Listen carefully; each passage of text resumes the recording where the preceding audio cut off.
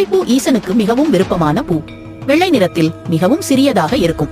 இந்த பூ சிவ பூஜைக்கு மிகவும் உகந்தது. இது மிகவும் மருத்துவ குணம் வாய்ந்ததும் கூட. சிவபெருமானேன் தும்பைப்பூவுக்கு தனது திருமுடியில் இடம் கொடுத்தார் என்கிறது புராண கதையும் உண்டு. முன்பு ஒரு காலத்தில் தும்பை என்ற பெண் ஒருத்தி வாழ்ந்து வந்தாள். சிவபக்தையான தும்பை ஈசனை குறித்து தவம் செய்து வந்தாள். அவளது தவத்தை மெச்சிய ஈசன் அவன் முன் தோன்றி, உனக்கு என்ன வரம் வேண்டும் கேள் என கேட்க, எல்லோருமே ஈசனின் திருவடி நிழலில் தான் இருக்க ஆசைப்படுவார்கள்.